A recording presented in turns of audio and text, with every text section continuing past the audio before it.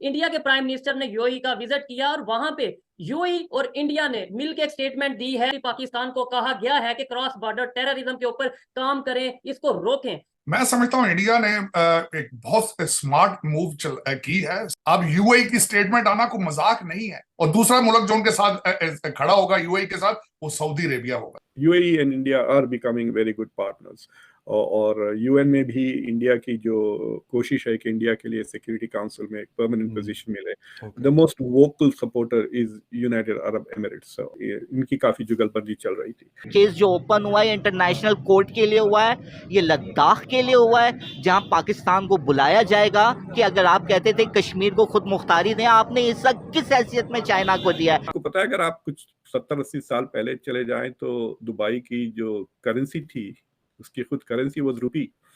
National currency रुपया था। तो ये नई बात बताना चाहता हूं कि मोदी साहब अमेरिका गए हैं, भारत को मेक इन भारत प्रमोट करके गए हैं। फ्रांस गए हैं, मेक इन इंडिया प्रमोट करके जा रहे हैं। यूएई में गए हैं तो वहां पे भी यूपीआई और इंडियन करेंसी की बात करके गए। आपके जो लोग बाहर जाते हैं तो वापस आते हैं, उनके ऊपर फूलों की पत्तियां फेंकी जाती हैं, कर्जे लेकर आए।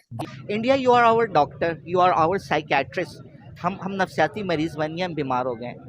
हिंदुस्तानी कौम, आपको भगवान का वास्ता है, क्षमा कीजिए, हम पे कृपा कीजिए, हमें समझाइए, हमें सुधारिए, हमें सीधा रास्ता दिखाइए, हमसे हाथ मिलाइए। इंडिया चाहता है कि वो आत्मनिर्भर हो जाए, सेल्फ रिलायंट हो जाए, डिपेंडेंसी दूसरे मुल्कों पर खत्म कर लें ताकि वो अपने हथियार हासिल कर सकें। मतलब 10-12 साल के अंदर जो सारे के सारे इंडिया के खुद के बने हुए जेट फाइटर्स होंगे। काश नरेंद्र मोदी साहब आप अपने झूठे चम्मच से ने पानी पिला दें, अपने खून के कुछ ड्रॉप्स ही दे दें, आप इन पे कोई फूंक ही मार दें कि आप जितनी नहीं, आपसे कम बुद्धि इनमें आ जाए तो पाकिस्तान बड़ी तरक्की कर जाएगा। दोस्तों, जैसा कि आप जानते हैं कि प्राइम मिनिस्टर नरेंद्र मोदी इस वक्त यूएई के दौरे पर गए हैं।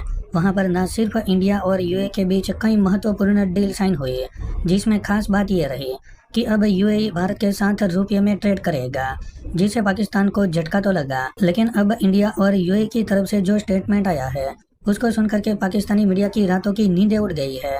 पाकिस्तान ने सपने में भी नहीं सोचा होगा कि यूनाइटेड अरब अमीरात, जो एक मुस्लिम देश है, वो पाकिस्तान को कह दे कि पाकिस्तान दहशतगर्दी करने से बाज जाए, और वो भी तब जब भारत के प्राइम मिनिस्टर मोदी यूएई के दौरे पर हो। इस दौरान भारत और यूएई ने संयुक्त रूप से पाकिस्तान को दहशतगर्दी को लेकर फटकार लगाई। तो चलिए दोस्तों, आगे इसी पर पाकिस्तानी मीडिया का रिएक्शन देखते हैं। UAE has now become the third biggest trading partner India का आफ्टर यूएस और चाइना के बाद। I think India is probably the second biggest trading partner UAE का।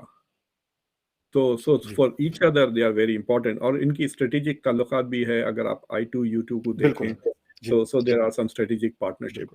In fact, जो फ्रांस के जो certain discussions जो हो रहे थे, उसमें United Arab Emirates was also involved. तो अभी जो इंडिया और फ्रांस के जो स्ट्रेटेजिक ताल्लुकात है, उसमें there is a third party also, which is UAE. So there are some मतलब UAE and India are becoming very good partners. और यूएन में भी इंडिया की जो कोशिश है कि इंडिया के लिए सिक्योरिटी काउंसिल में एक परमानेंट पोजीशन मिले, the most vocal supporter is United Arab Emirates. 2022 में दोनों सिक्योरिटी काउंसिल के मेंबर्स थे। India was the chairman of the security council, तो वहां पे यूएई का और इनकी काफी जुगलबंदी चल रही थी। तो अब ये ट्रेड अगर आप देखें, it's close to 85 billion. They are saying कि इट मे बी 1-2 साल के अंदर 100 बिलियन के ऊपर हो जाएगा। सबसे पहले तक हमें जब कोई कंट्री टेररिज्म के हवाले से पॉइंट आउट करता था, हमें दहशतगर्दी के हवाले से बात करता था पाकिस्तान को, तो कहा जाता था कि पाकिस्तान के खिलाफ तमाम नॉन मुस्लिम कंट्रीज मिलकर साजिश कर रही हैं। लेकिन अब बड़ी स्टेटमेंट आई है, इंडिया के प्राइम मिनिस्टर ने यूएई का विजिट किया और वहां पे यूएई और इंडिया ने मिलकर एक स्टेटमेंट दी है, जहां पे इनडायरेक्टली पाकिस्तान को कहा गया है कि क्रॉस बॉर्डर टेररिज्म के ऊपर काम करें, इसको रोकें। मैं समझता हूं इंडिया ने एक बहुत स्मार्ट मूव की है। स्मार्ट मूव ये मुराद है कि उन्होंने, यहां पे मैं बताना चाहूंगा खास करके, उन्होंने कश्मीर के अंदर यूएई की इन्वेस्टमेंट कराई है। और यूएई क्या है, आप मकरूज हैं उनके। अब यूएई की स्टेटमेंट आना कोई मजाक नहीं है। जिनसे पैसे लेकर आप लंदन और दुबई में प्रोजेक्ट चला रहे हैं, अब वो कह रहे हैं बस करो भी, हम बर्दाश्त नहीं करेंगे। और दूसरा मुल्क जो उनके साथ खड़ा होगा यूएई के साथ, वो सऊदी अरेबिया होगा। सर हमारे लिए तो ज्यादा सोचने वाली बात ये है कि जो एक हमारे पास स्टांस था कि भाई ये नॉन मुस्लिम के खिलाफ साजिश हो रही है, नॉन मुस्लिम हमारे खिलाफ साजिश कर रहे हैं, हम एटॉमिक पावर हैं इसलिए दूसरे कंट्रीज हमारे खिलाफ साजिश कर रहे हैं, अब वो भी स्टांस खत्म हो गया। मतलब अब तो मुस्लिम कंट्रीज भी हमें कहने लगे हैं कि भाई ये दहशतगर्दी को कंट्रोल करो। ये बड़ी फिक्र वाली बात है। देखिए, पाकिस्तान के अंदर पहले जब भी जो चीज, जब भी मैं कहता हूं कि कोई सिलेंडर फटे तो क्या देते हैं, रा इन्वॉल्व है, मुसाद इन्वॉल्व है इसके अंदर।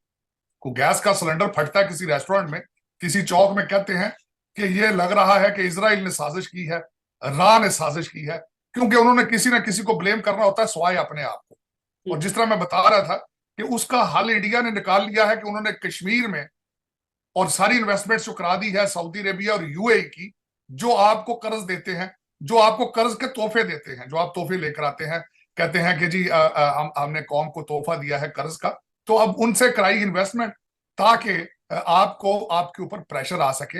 और वही प्रेशर उसके रिजल्ट में आज यूएई ने कहा है कि अपने इन चीजों को रोका जाए, इनको देखा जाए। लेकिन मैं समझता हूं कि अब आप कह रहे हैं यूएई ने स्टेटमेंट दी, मुसलमान मुल्कों ने स्टेटमेंट दी है।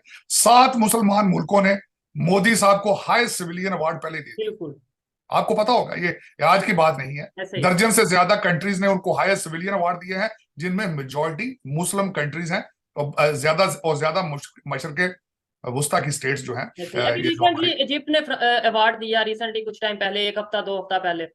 और दूसरा, उससे सबसे बड़ी बात ये जो मैं करना चाहूंगा, चौधरी साहब आपने अपने इब्तिदाइया में भी ये इस चीज का जिक्र किया है कि मोदी जी की चीजें जरा देखना। मैं हैरान हूं कि फ्रांस में वो गए हैं तो उन्होंने यूपीआई की बात की है। हाँ, उन्होंने कहा है कि यहाँ पे अब इंडियन टूरिस्ट आएंगे तो इंडियन करेंसी में बात करेंगे। और उसके बाद यूएई में गए हैं, वहां भी उन्होंने अपनी करेंसी की बात की है, ट्रेड की बात की है।